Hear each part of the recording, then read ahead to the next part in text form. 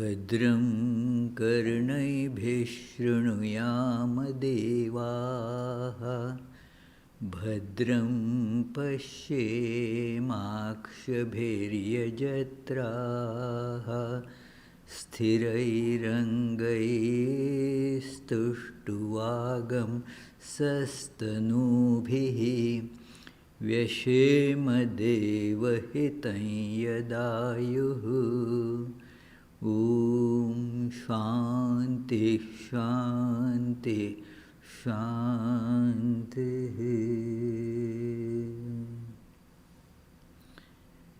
Let us pray together.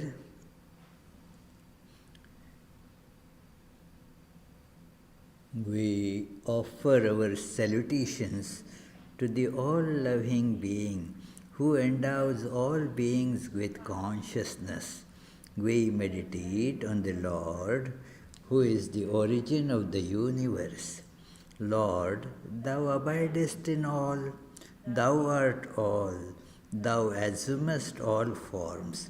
Thou art the origin and goal of all, Thou art the self of all, Thou art existence, knowledge and bliss.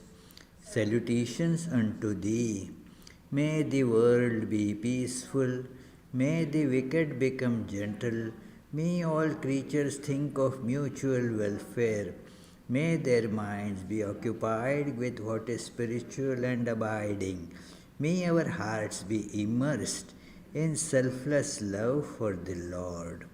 Peace, peace, peace be unto all. The opening song by Alexis Houston, although the song is "The Morning Has Broken," we are singing it in the late afternoon. Come on. You can join in singing.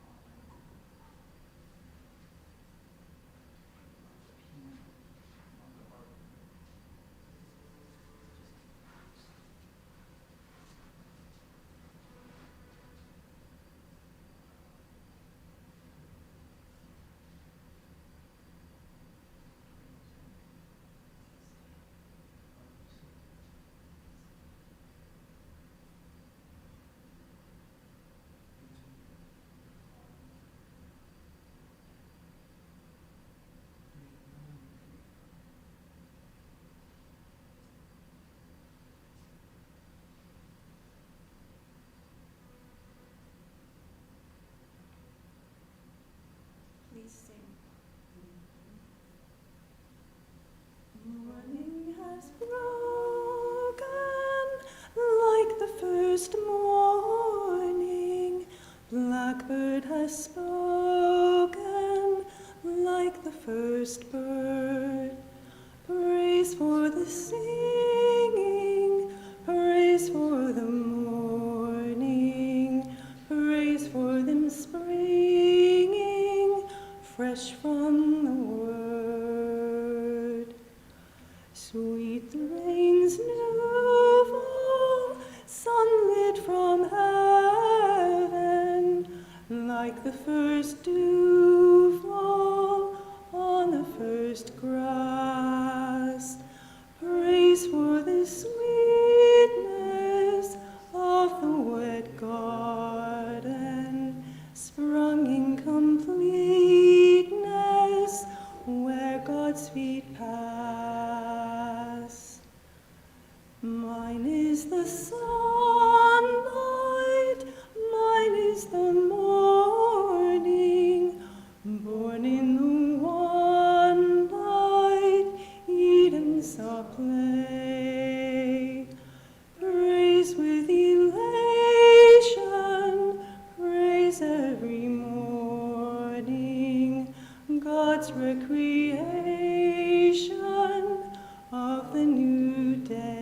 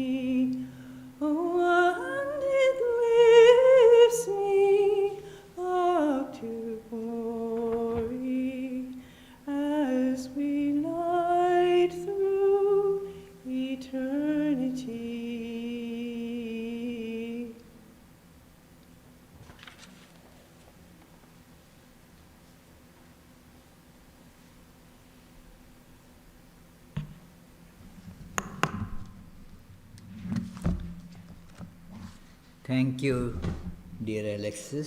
That was so nice.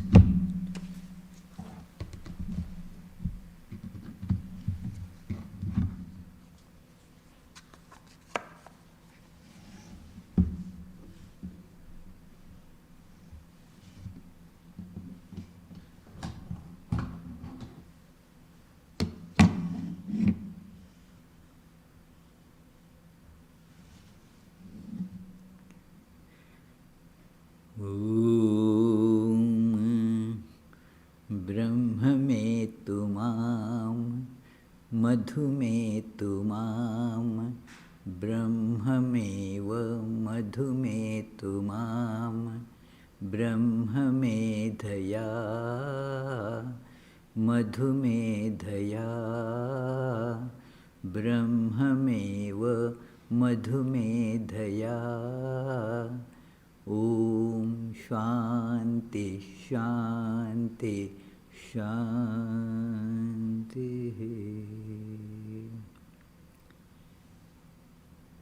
May the blissful one without second, all-pervading existence, Brahman, be realized by me. May the bliss absolute be realized by me. May the Brahman, who is also the bliss absolute, be realized by me. May I realize Brahman by purification of understanding. May I realize the bliss absolute by purification of understanding. May I realize Brahman, which is also the bliss absolute, by purification of our understanding. Om. Peace, peace, peace.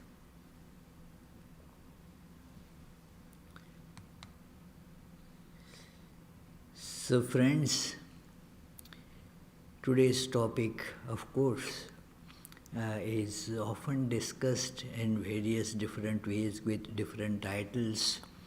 And although I am giving some PowerPoints presentation of some slides, but the slides are really indications for me. Instead of writing notes, I have put the slides, that's all. So please, I will be saying much more than what the slides have. So it is the first part of this title is that love, a tool of spiritual transformation, the tool of spiritual transformation. So let us begin with what is a spiritual transformation. This word is heard very often. Spiritual is this word, it's a buzzword really. Everywhere people keep on saying these days, I am not religious but spiritual, or I am just spiritual.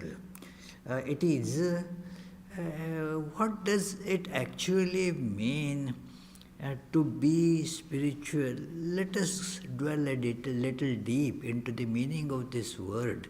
What is spirit and what is, in this context it means? Of course it doesn't mean what people drink, that is drinking that doesn't make spiritual. Our Adishwarananda used to tell a joke that it is one minister got on his birthday a gift of some very high quality whiskey. But the gift was on condition that he has to announce it publicly from the podium. And now how to announce this gift? But the minister didn't want to let it go either. He was intelligent enough, so he announced from the public that, oh, my dear friend so-and-so has given me a very important gift today, and I like the spirit of it. So it is So that is a different idea. What is meant that spirit is something that is, as the Wikipedia mentions, it is the vital principle or animating force within all things, something that animates it. Like we have only the light fixtures. Now they are light fixtures, but they don't give any light till the electricity, the spirit enters in it, and now they become light. Otherwise, it is just glass. Why call them light? So it is only when that spirit enters, things become as it were enlivened. We see people here. Now, if you just think of them as bodies, it is just inert material, a lot of bones, blood, and all such things in everyone. But what makes them come alive? What makes them conscious? That is something that can be termed as spirit, inner something, and not confined to certain material or observable things, not that which can be seen in eyes. It is something deep within. Like Descartes also thought that it is somewhere deep inside, inside the body and animating the body. But it is, since it cannot be sensed by any organ, it is, but it is that which gives an identity, a reality to everything. Because, that is a factor why we actually come to think of spirit. Why even people come to think of spirit is because it gives thatness, the reality to anything. Like somebody whom I met when we both were little children. Now, after 50 plus years, when we meet, now what is there that is unchanging? There are the physical characteristics that have all undergone change. Very different. The height that was, say, about 3 feet or so has become about 5.5 to 6 feet, whatever. So, the size, shape, intelligence, understanding, likes, dislikes, everything has completely changed. Something that has not changed, and that is what we keep on referring to as, oh, when we met. Now, what is the meaning of what when we met? Something that has not changed. Do you see this? That over the course of, say, 50 or 60 years, something that did not change.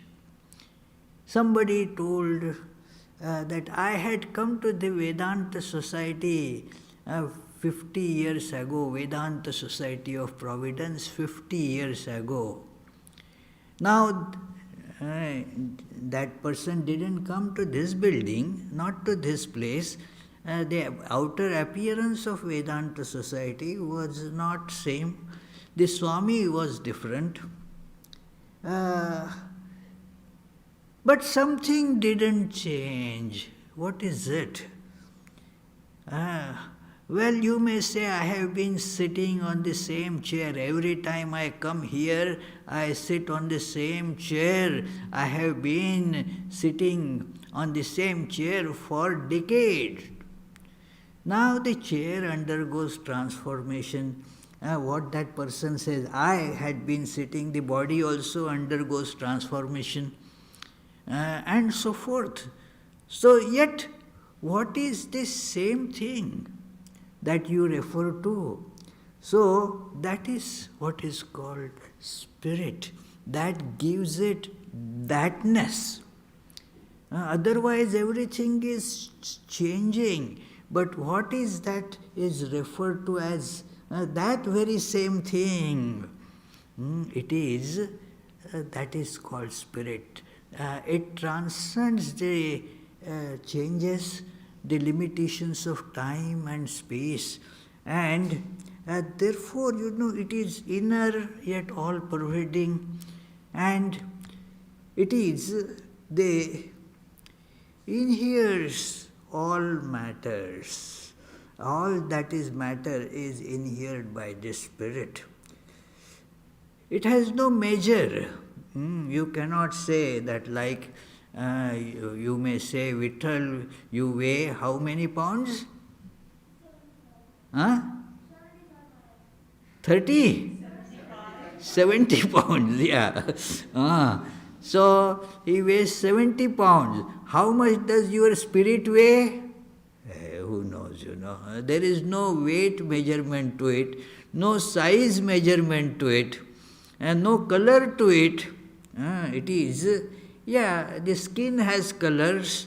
There may be white, ultra white, and fair, and whatever, black, blue, red, all these colors would be there.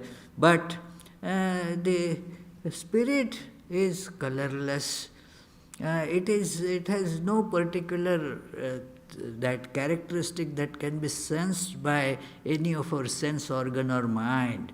That is, therefore, it has to be infinite and unchanging. Let us remember this, friends, because whenever we say that I am spiritual, we have to remember these characteristics of being spiritual. Means it is the spiritual life and material life. Spiritual is that which is centered in something that is not changing. Material is something that is centered in all that changes, and so, by contrast, we can see that the two lives, they are going in a way opposite directions. The material life is outer aspects which keep on changing. That yes, you think that I am in my high school senior, and then I will go to my college course. I will then do this, I will do that. That is all centered on that which changes. Also, it is centered on the various other achievements and it is therefore all going outside.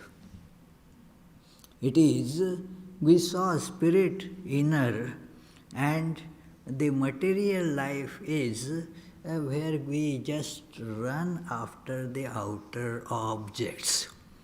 It is, and that is how the material life is, that running for the things outside, going for them, the whole life, actual living, is just, that is what is going on. Right from early morning, you start thinking about that.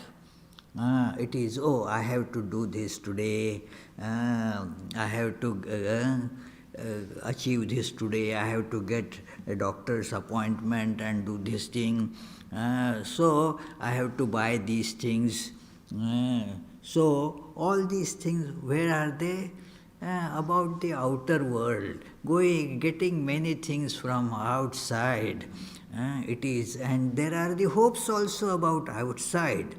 That okay, today this will happen, that will I will be very happy, but I am afraid that this may also happen. Who knows?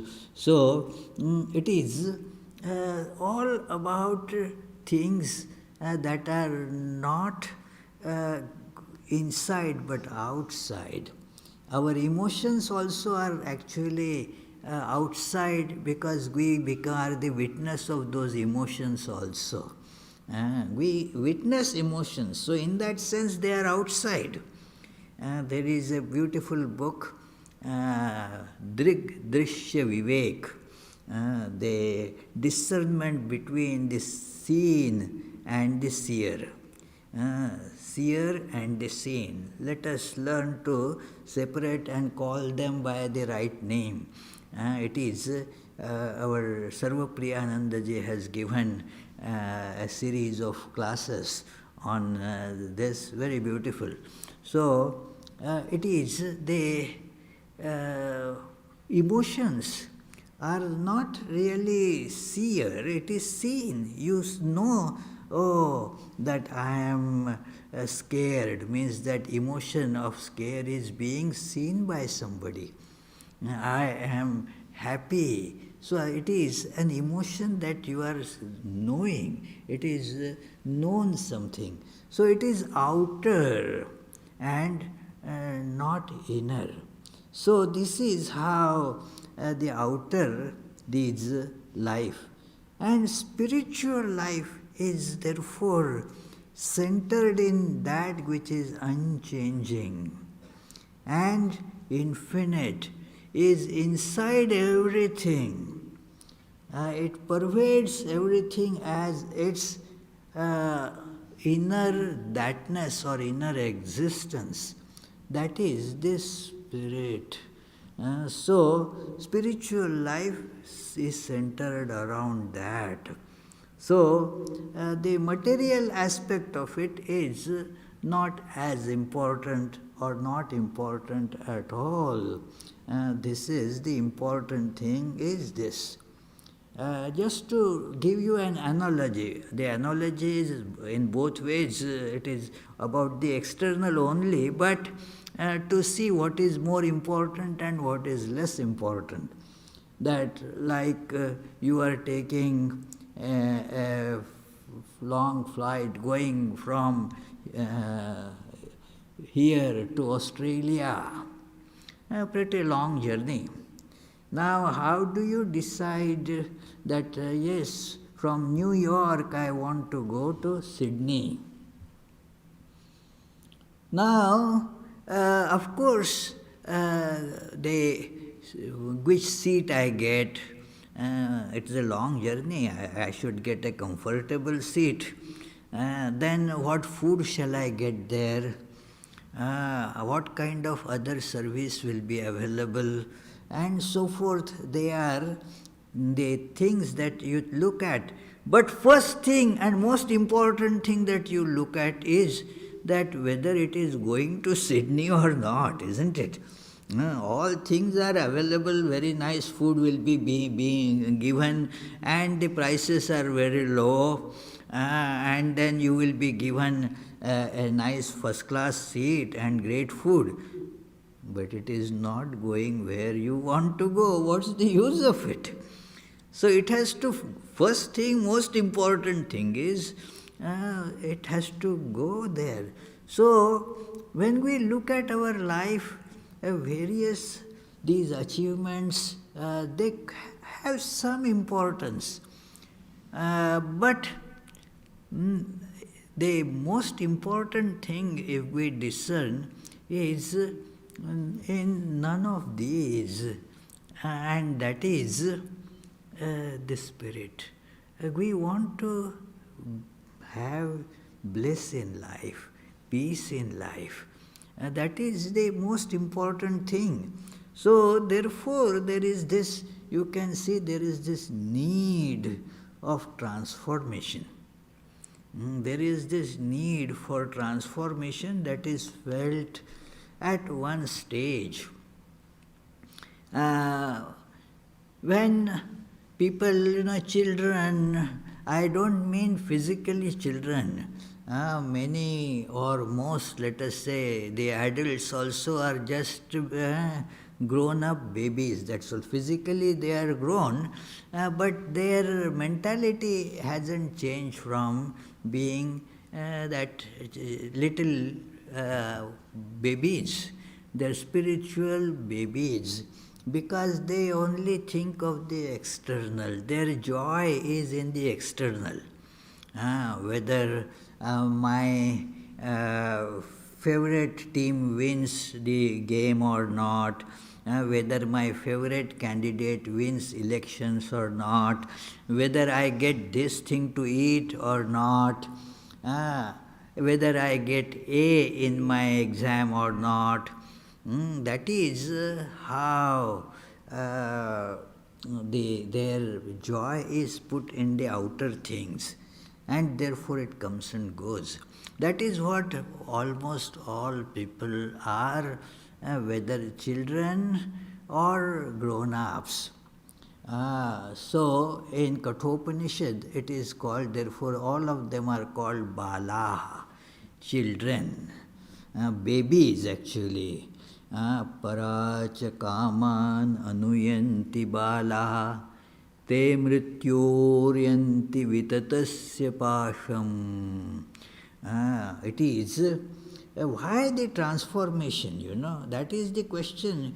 One would ask that, okay, you are talking about spiritual transformation, but why do we need the transformation in the first place? That is to be answered first, that like, oh, I want to change this house to a different house, I want to change. Why? What is problem with this place? Think about it. So, if there are no problems, then why you want to change? The change requires force, Change requires the initiative and hard work. Physically, mentally mainly, that it is because inertia is built in all of us. We don't want to change. What is wrong? This is fine. But then there are compelling things that make us change. Sometimes even boredom. That I am, why I want to change the car, I am bored of this car. Not that this car has any problem as such, but that becomes very compelling emotionally. So it is, especially when you see somebody, some friend has some other car, your neighbor has a different car and looks better, always that looks better. So it is, let me get that. So that is a change because is necessitated, because you are not satisfied with what you have. And when that dissatisfaction, the sense of dissatisfaction becomes weightier than the efforts needed to make the change, then you take the step. The calculation happens, when does the balance tilt? When, suppose it is the efforts for the change are too much. I don't like this, but then change means there will be a lot of other things. Okay, I am okay with it, that is fine. So that is why many times as people get older and older, it is, I have seen this, that they actually, others know that they have to change. They have to go to some other place to live. But, and they are sensing that there are difficulties. But the initiative to change, the efforts becomes too big to make a shift. They cannot change. Because as we grow older, that inertia also gets settled more and more psychologically. So it is difficult. For a young mind, it is easy to make a shift, change. Come on, okay, go. Even if they like a particular house, a particular community to live in them, they may shed a few tears, but then that's about it. It is easy to change.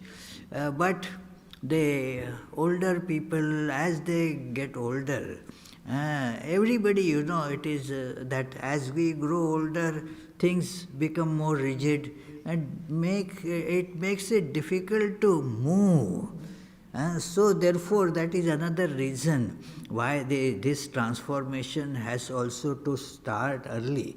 Later on, it becomes more and more difficult to do it. So, why this transformation is to be done? Because there is no joy in material life. It is the fleeting joy. The joy is only in hoping, okay, then this will happen. And if that happens, then you keep on hoping more. Not that now you are satisfied. No. It keeps on prompting you for more and more and more. So, there is no joy, no love. We crave as human beings, and we crave love, which is the topic of today's discussion. We crave for love. But in material life, there is no love at all because it is not something external. You never really love an object as such, but something inside, something within. So that is how you find that there is no love in it, and then full of contradictions. It is the life that is material is full of contradictions, basically because it is what you see is not real. It looks like real, but it is changing, and therefore contradiction is because of the constant change that is happening there. That today you see it like this, and tomorrow it has changed. What is right then? What I saw yesterday or what I saw today? Yesterday I thought that I love this person. Today I see it is different. I don't feel love there anymore. So this keeps on happening, contradictions. This person was so helpful. Now not. Contradiction, changed. The other way also, that was not loving, now appears to be loving. So this is all I suggest those who want to get a better understanding, more deeper understanding, more details, read Swami Vivekananda's Jnana Yoga, the chapters on Maya. How everything is faced with its contradiction right there. So you are confused. It is, and then that is a torture. You don't get what you want, even you don't know what you want. Not that you don't get what you want, but what you want also keeps on shifting. That's the torture, suffering. As therefore, after a deep analysis of this, Lord Buddha says that this whole world, in everything, it is full of suffering. Sarvam dukkham. These three things he mentioned about it are so true. What a analyzing mind it was. Sarvam dukkham. Everything is fraught with suffering. Sarvam, kshanikam. Everything is temporary. It is changing. And everything is, without any substance. Sarvam shunyam. No substance in any of these things. And naturally, that state is not what we want. That we want something that is permanent. And we want to have a real love, a real peace in life. This is what we surely want. Anybody, when asked, do you want peace or you don't want peace? Who will say, no, I don't want peace? Yeah, I want peace. Who want love? No, I don't want love. Nobody will say, I want love. Everybody would say, I want happiness. Nobody says, hey, please, I want happiness, misery. Nobody is going to say that. All this we want. Where do we get? In spiritual life. In spiritual life. And that is why the transformation. So we saw high transformation. But the big question is how that's going to happen. How is that going to happen? Just by, I want spiritual transformation. Many people say, think, just superficially, because that has become, as I mentioned, a fashion. I am spiritual. I do some meditation. Okay, but means what? That before going to my work, I spend 5 minutes in meditation, or maybe 10 minutes in meditation. But the mind is all in that work. It is helpful, but that doesn't make the life spiritual per se. How to make this shifting from the attention focus on the external to internal. That is, when are we going to grow out of this babyhood of just running after different objects? The running of different objects after different objects is really a big bane, because you like something, oh, very good, I want that. But the next moment you want something else. So you go. In fact, the tragedy is that you like that object only till you get it.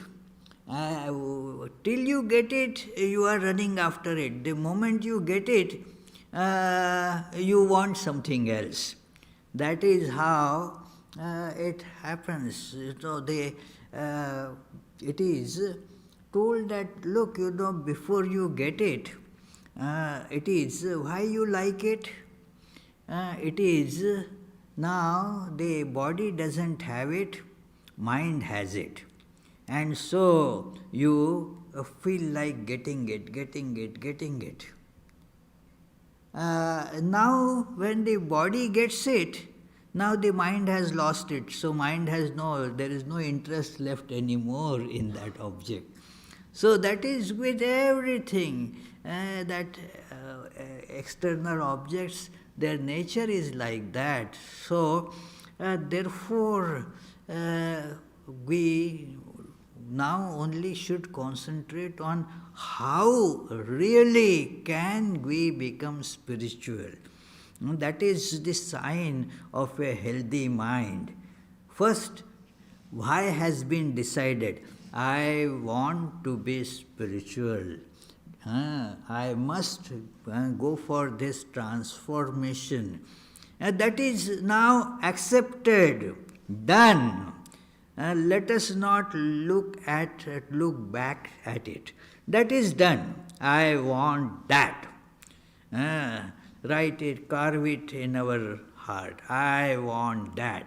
Now, only thing that is to be discussed is how.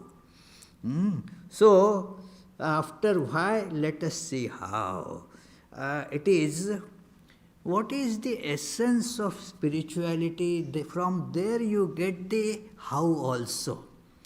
The essence of this spirituality is oneness. Since it doesn't have any particular these attributes, it is not specific. It is same in all beings.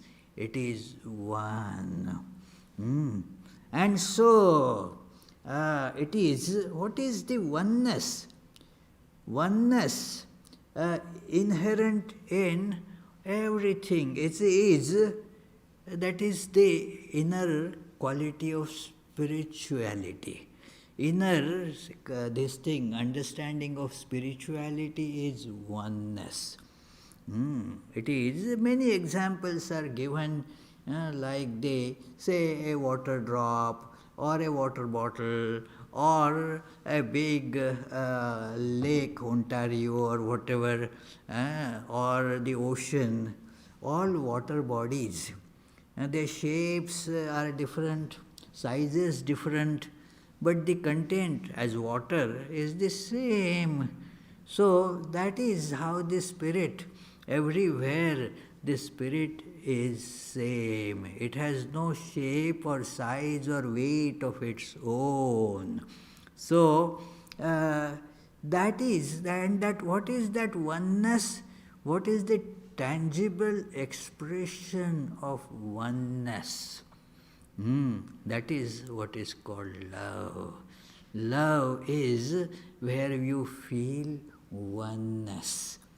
In love, you lose that too. And it is automatically associated, connected with two important things. Love is connected with beauty. Whatever you love in your sight, it becomes beautiful. It is, that is, and then another thing that it is connected to is bliss, joy. That in love there is the beauty as well as joy. It is those who would like to, see that at a little deeper level, I suggest read Plotinus. Plotinus' essay on beauty is one of the, I would say, the best analysis of this concept of beauty. So it is this beauty and love and joy, they are connected. So love is what is to be searched for. Love. Secondly, another most important thing is everyone has this love within them. We love. Now what happens, you can see how love is connected with oneness. When there is love, you don't tolerate any distance between you and the beloved. Like somebody, suppose our Karthik loves a cookie, then he does not want the distance to remain between him and cookie. He and cookie has to become one. So that is how the love makes things one. The difference is not tolerated in love. So that is why now love is thus being essence of spirituality. It becomes also the means for transformation, or the word that we used in the title, the tool for transformation. It is through love the spiritual transformation takes place. And how? It is like you see in the picture there, the two tuning forks are there, two-string instruments. If you just play the strings of one, the sympathetic these vibrations will be in the other instrument also. That is what happens with love. A communion takes place, one heart to other heart. It gets transmitted through the what is called love. The you can call it the love waves. The love waves, like every force is, these days told in terms of waves, like light waves, electromagnetic waves, sound waves, even the gravitational waves. Einstein had predicted, and these days some scientists say, I am not very sure, that they have been able to detect the gravitation waves. So even love is such a big force. So think of waves of love. And thus what happens? A resonance happens. When there is, the two interact, the frequencies are similar, then a resonating wave happens there, a resonance takes place, and the life of one gets transformed because of the love that is coming from someone who already has this spiritual life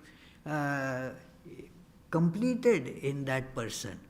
It is the complete expression of spiritual living.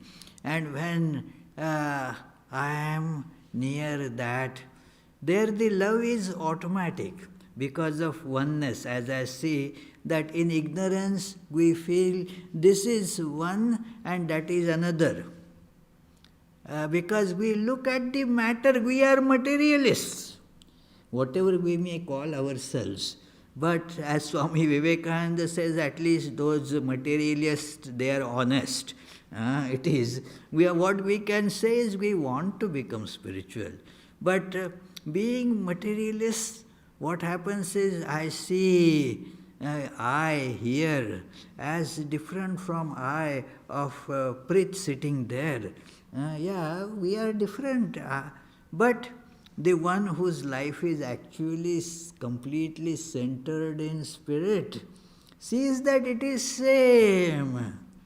It is same. Those who are looking only at the wax statues, one statue, say of Roosevelt, would be different from, say, statue of Barack Obama. But both are actually wax, There is nothing, there is not Obama there, no Roosevelt there, it is wax. So, that is the same in all that spirit. Now, so therefore, when we connect with that spiritual instrument, and then as it vibrates, and now the transformation takes place, that they are connected in that oneness. And so the transformation takes place. You need, in connecting means because of that connection, now the whole thing can be viewed as one. Like those who are listening this class live online. Now what's happening there? It is, they are connected through electromagnetic waves, through cyber connectivity. They are now connected, and so they are in this hall virtually. They are seeing me as if I am right near them. It is, that is how that oneness takes place. And so the transformation happens as one saint in Maharashtra says, that it is like from this heart poured into that heart. So that is how the love becomes an instrument of transformation. And it is not something that is external. I remember here a very beautiful this poetry by a great Sanskrit poet, Bhavabhuti, in his famous play Uttara Ramacharit. One beautiful saying comes that how this loving connection happens between people. Think of that. It is व्यतिषजति पदार्थान अंतरः कोपि हेतु न खलु बहिरुपाधीन प्रीतयः संश्रयन्ते. There must be some intrinsic cause for the love that is experienced, for the external attributes do not get connected in love. The external attributes, they don't get connected. They are not loving each other. It is like you keep two corpses of people who were very much in love with each other.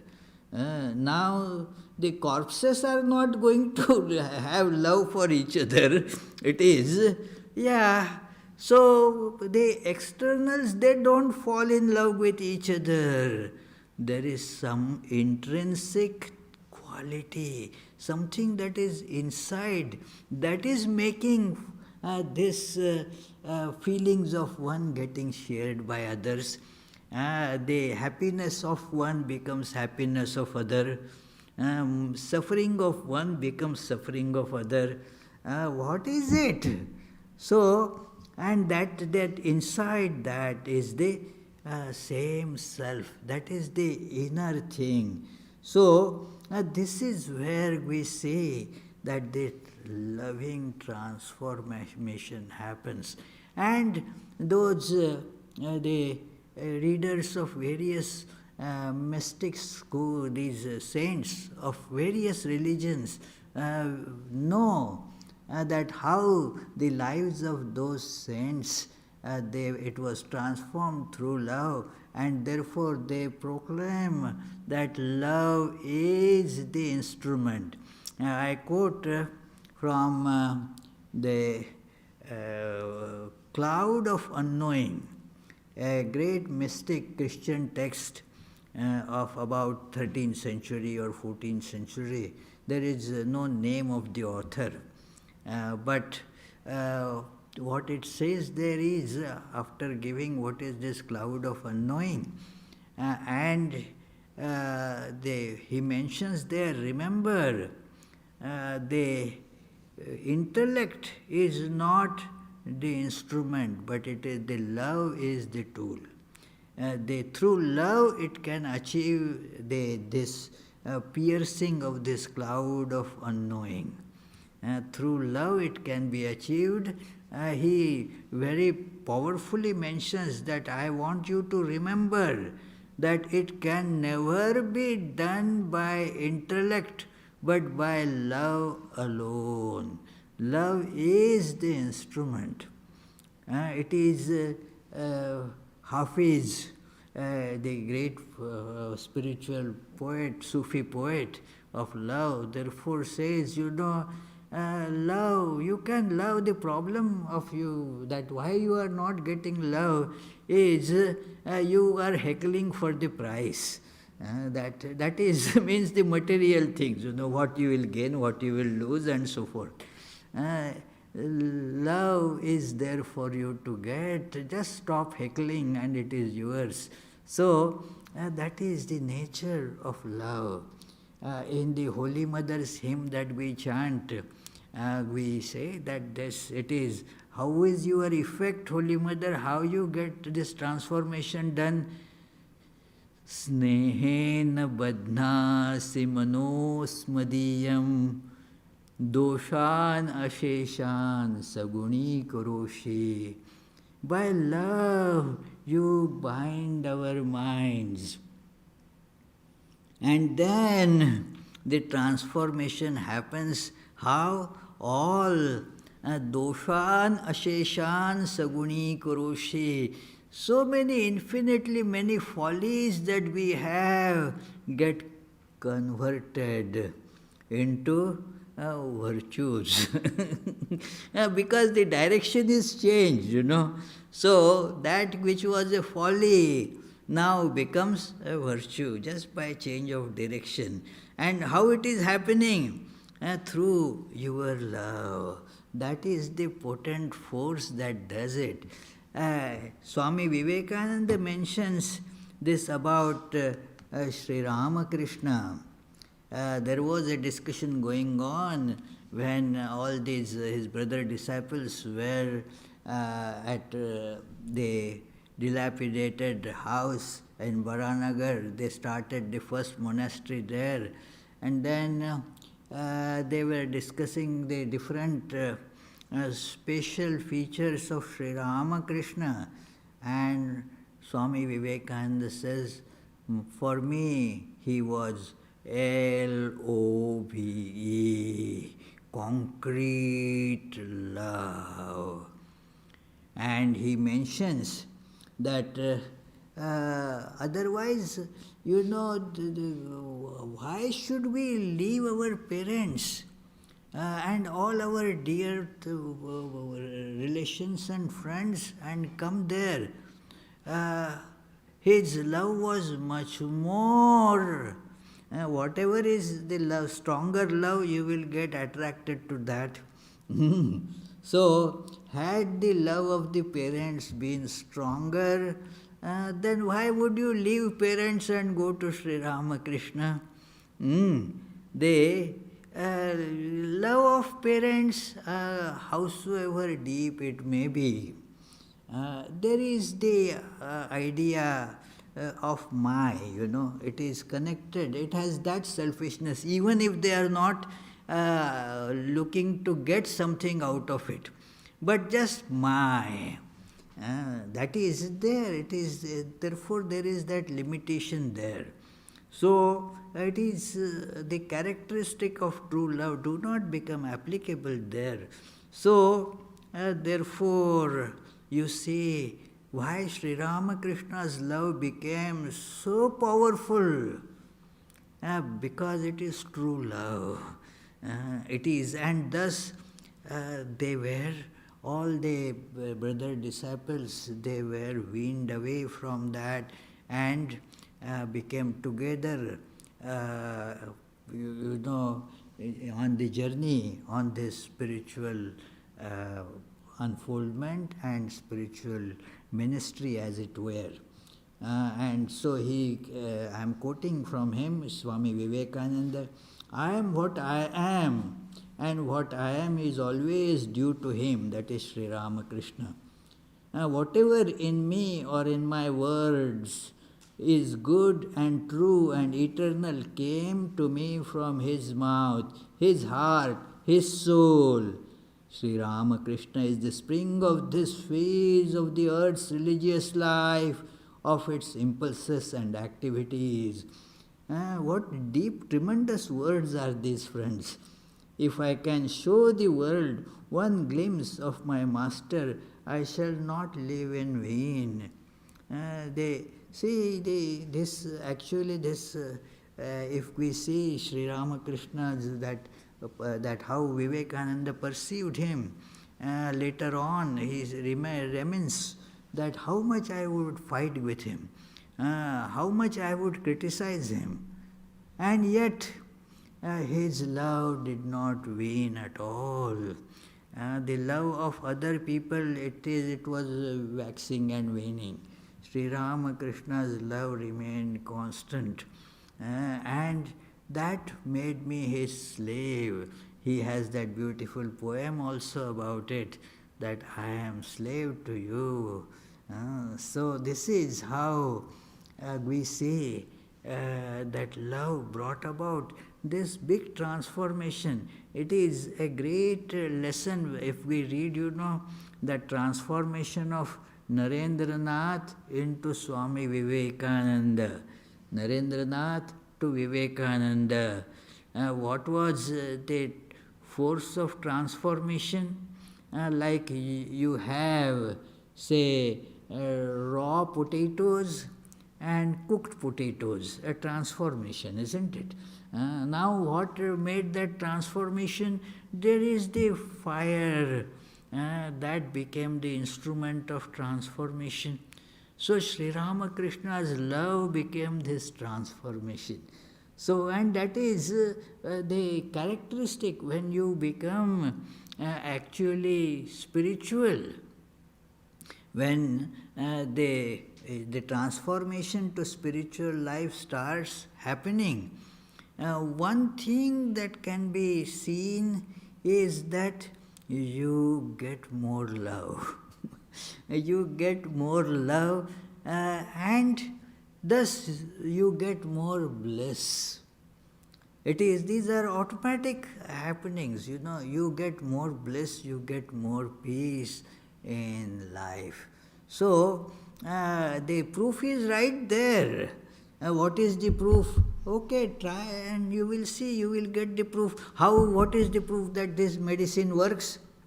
You see so many who have taken, it has worked, that they say that what this vaccine, 90% effective, 95% effective, this is something 100% effective. Anybody who has taken used this instrument of love for transformation, every one of them has got it. And that is the proof of it. Try, you do it and you will get it. That's the thing, friends.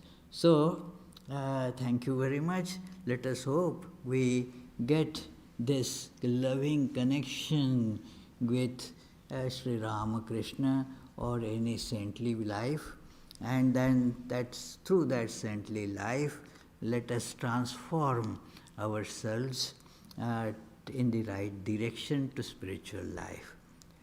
We will think of it for a few seconds, and then if you have any questions, please put them forward.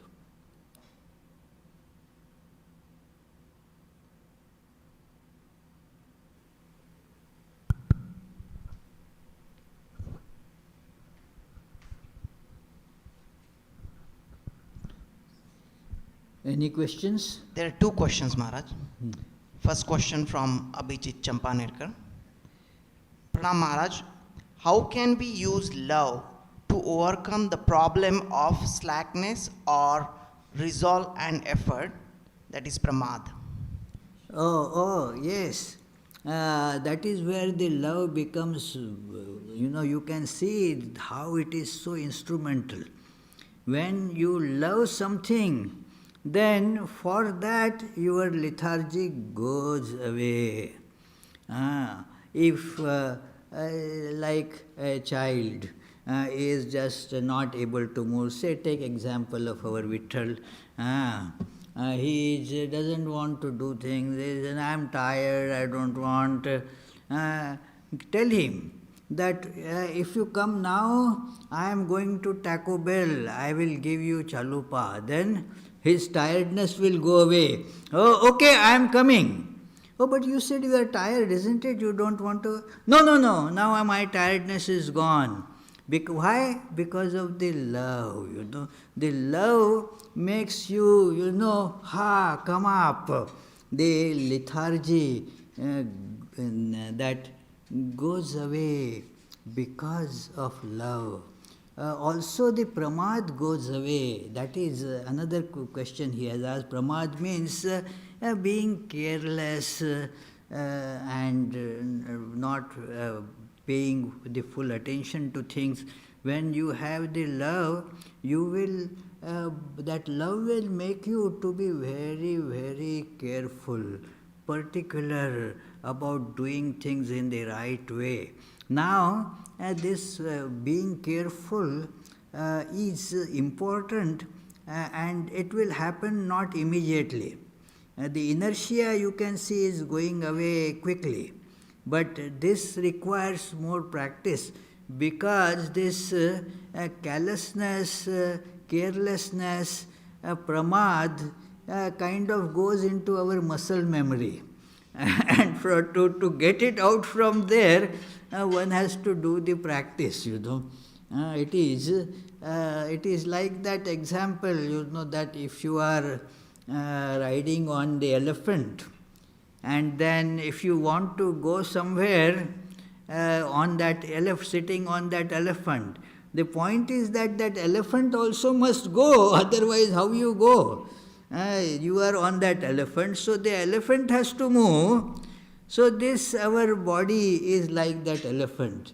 It has to move. Our intentions are great. But as they say, that the spirit is strong, but the flesh is weak. So the flesh therefore requires more practice. So, but love will make that practice happen. Yeah. Thank you. Second question from Lakshman Thakur. It is a two-part question. Maharaj, is Samadhi oneness with God? But we hear two type of Samadhi, Savikalpa and Nirvikalpa. Please explain this briefly. Oh, Continuation to this, but are these two types related? Does one lead to other, or one obstruct the other? Oh my goodness, it's a very long question, Lakshmanji. You are a very intelligent person, so anyway, that in both these samadhis, there is one is with attributes and other is without attributes. To give you an example, that in both there is this oneness. One is that it is with attributes, without attributes. There is not much of a difference as such, because the one that is without attributes is already, that is pervaded in that which is with attributes.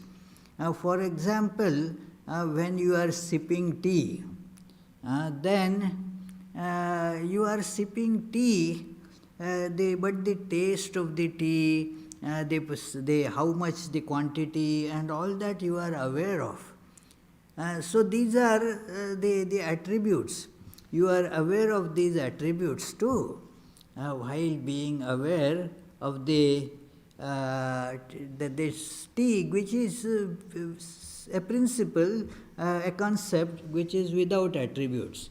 So this is the two types of samadhi. This is a very superficial comparison to give an idea.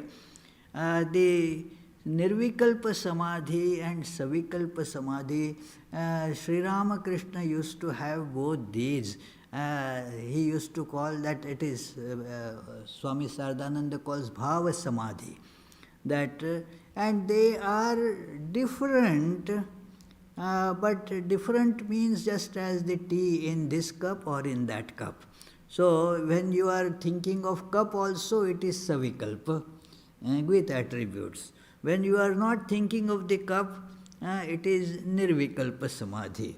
So, and one leads to other or not, well, difficult to say whether one leads to it. Does, see, if one gets Savikalpa Samadhi, that is how it is described by Patanjali, that it is the one, when you have this Savikalpa Samadhi, the attributes drop, and then you get Nirvikalpa Samadhi from there.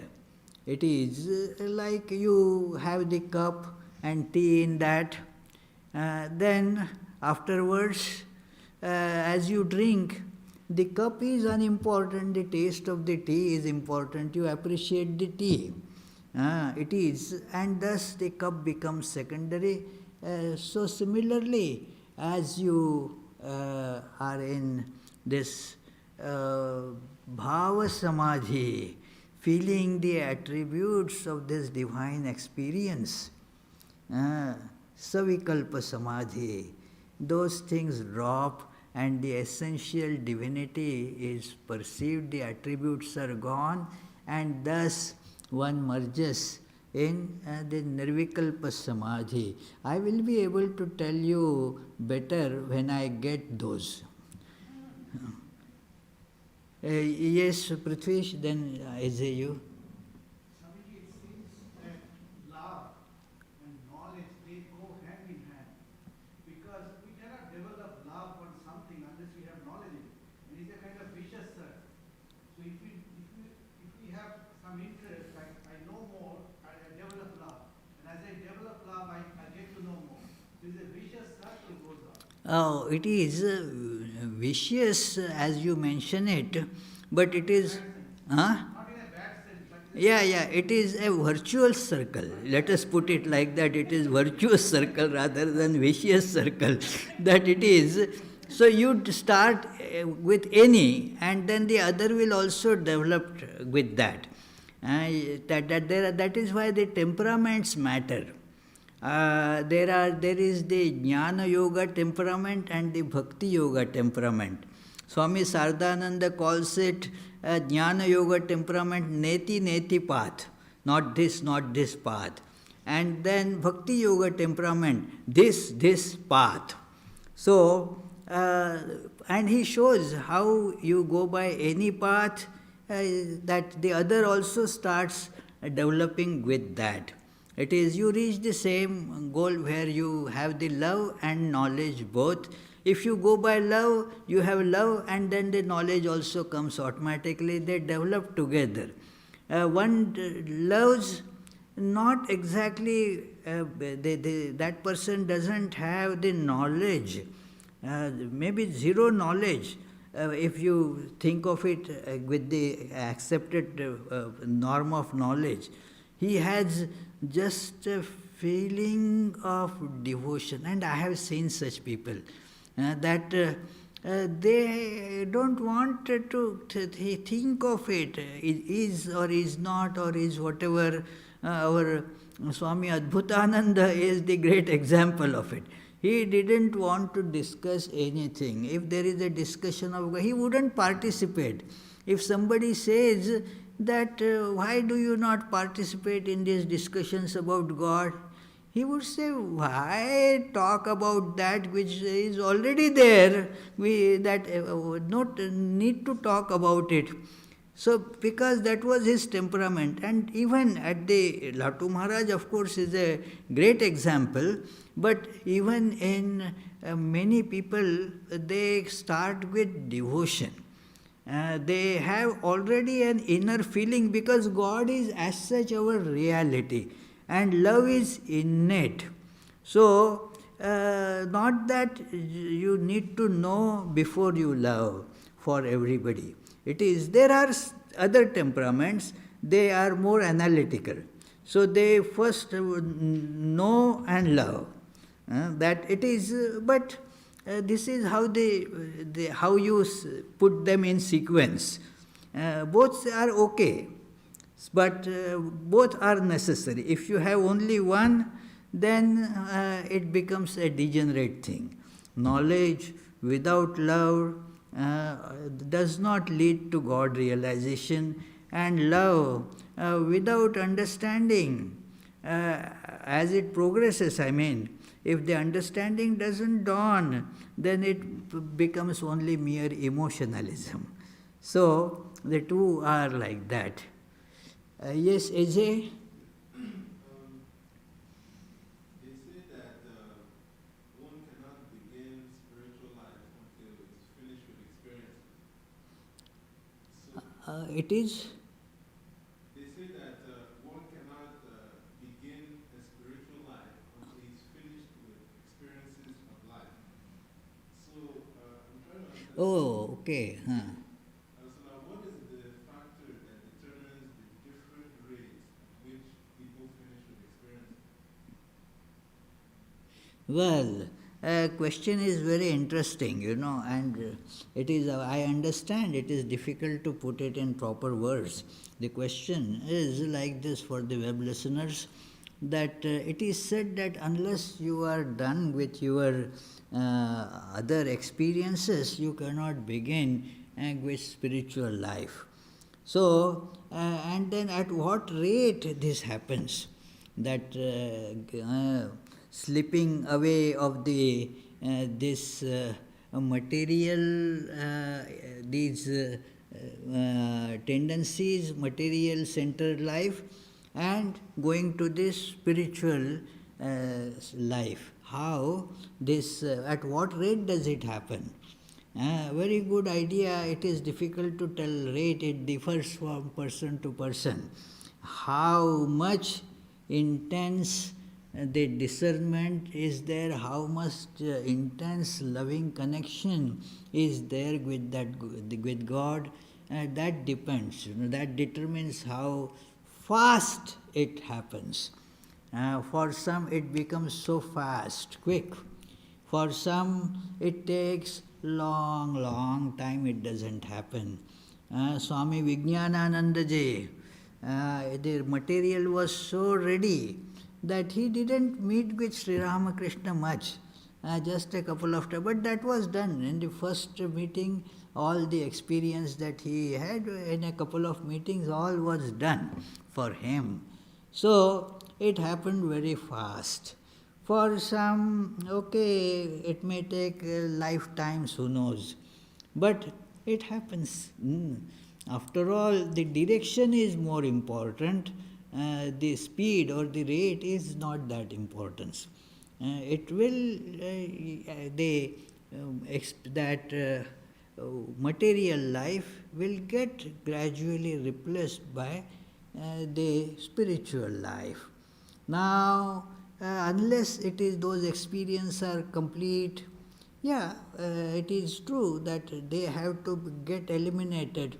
But how, when, in what form, it is not easy to be told in terms of, for everybody as such.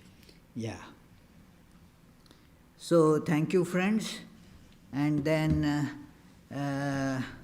let me tell you the upcoming programs.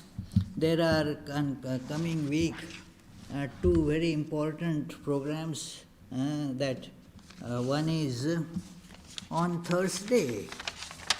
It is the day of Mahashivratri, the worship day reserved for the worship of Lord Shiva. And that day, in the evening after Arati, we shall have the Shiva Nama Sankirtanam. Then the other important day that you are already probably aware of is Sri Ramakrishna's birthday celebration on coming Sunday, the 14th of March. The program is from 11 a.m. to 1 p.m. And then from 4 p.m. onwards till about 7 p.m. So, for the first part, you have to register for it. After you register, you will be sent the details in due course. And we still have some spaces left because we are expanding the seating capacity. So one can still sign up and come for that. So the morning, this 11 to 1 p.m. part of it. The other programs during the week, they will go on as usual, the Tuesday, Friday classes at 7:30 p.m. and the other morning, evening prayers and meditations. You are all welcome to join these as well. So we will conclude with our regular closing prayer.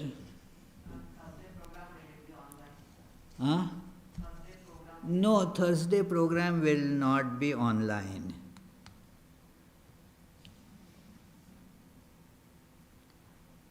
May the Divine, who is Father in heaven of the Christians, Holy One of the Jewish faith, Allah of the Muslims, Buddha of the Buddhists, Tao of the Taoists, Great Spirit of the Native Americans, Ahur Mazda of the Zoroastrians, and Brahman of the Hindus, lead us from the unreal to the real, from darkness to light, from death to immortality.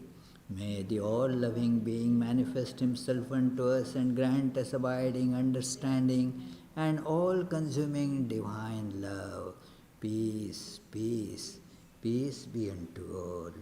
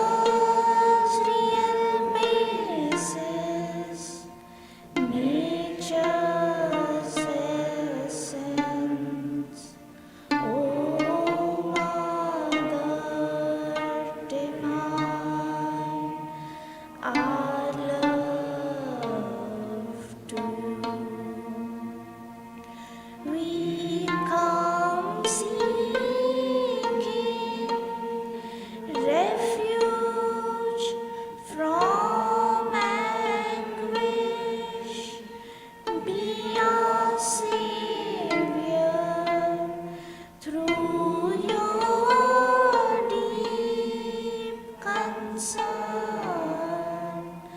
All our suffering remove, Goddess.